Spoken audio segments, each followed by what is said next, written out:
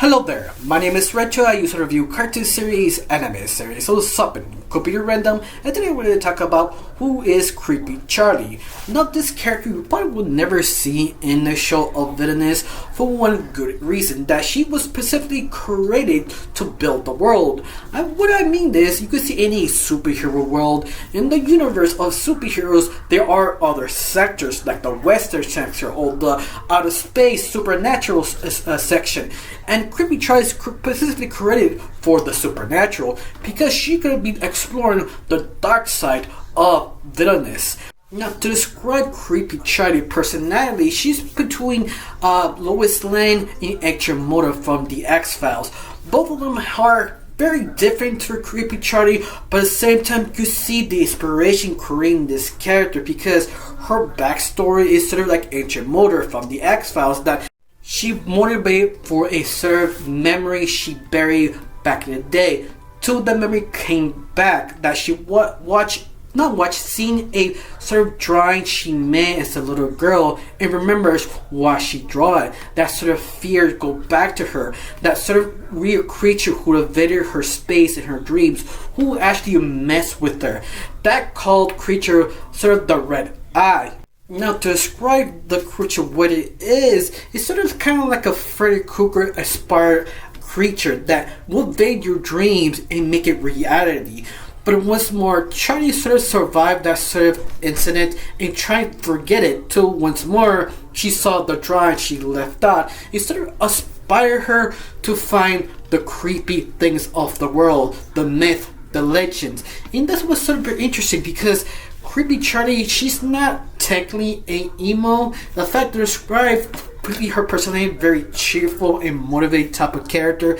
That's what I mean. She was inspired by Lois Lane and Hector Motor, but once more, she's completely different of those characters. But one thing is clear: Creepy Charly is kind of crazy, and she have balls of steel because she does things that be super questionable, or at least risk her life to get information.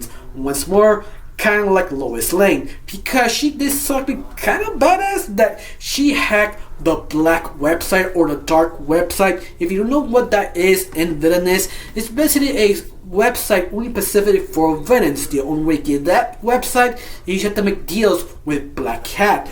But instead of making deals with Black Cat, she sort of hacked it, helping her friends, upgrading her laptop to allow her to go in the website. Yeah, that's sort of crazy, especially she finds stuff of the website, like a creepy box with information, would help her understand more about the universe. In fact, because of this box she got, that allowed her to sort of break the case of the orphan ghosts, who they are and where they come from. And on top of everything, it kind of explains what happened to the boulder. If you've seen that episode that he went crazy and ran to the forest, well, she actually found a photo of the boulder lost in the forest, never to ever seen ever again.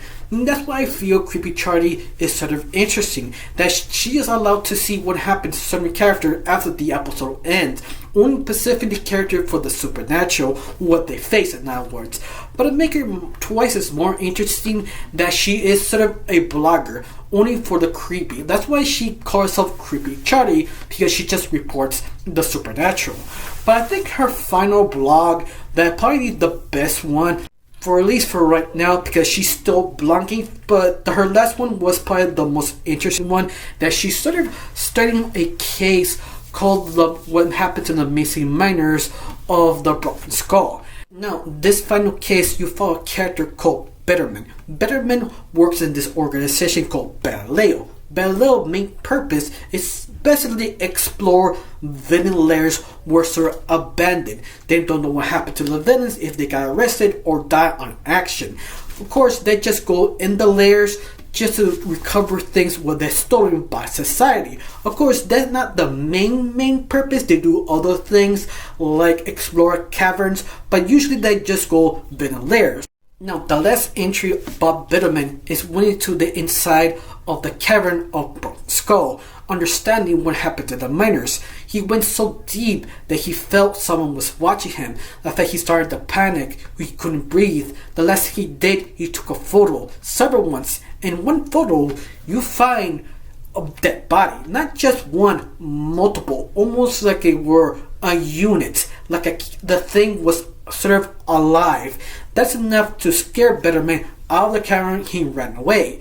After that, he reported that's the last thing he did. He just sort of took a break and relaxed, but he sort of disappeared after that. And never really know what happened to Better Man. That that's the reason why Creepy Charly posts every single time anything is supernatural, to get more information, or at least to answer her own questions. Because let's face it, we kind of see why Creepy Charly does this, because she said in her blogs she only likes creepy stuff, but she never really explains why. I think this is the only way to help her kind of understand what actually happened to her with the right eye, why she was chosen to be her plaything from the right eye.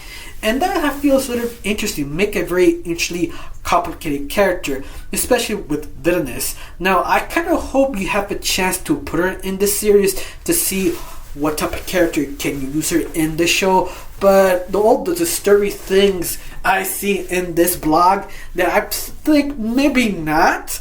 But at the same time, don't forget, Cartoon Network did allow to show Courage the Cowardly Dog. If you remember that show was sort of disturbing. So I guess you can allow Creepy Charly to go in the show if you allow Courage the Cowardly Dog. Of course, Courage was a different time period, things change, but I don't know you. Do you like Creepy Charly? Do you like her enthusiasm? Do you like all the disturbing things she sort of found later on? If you're heard of her or not, because she is sort of that kind of character you have to look in the website, not in the show.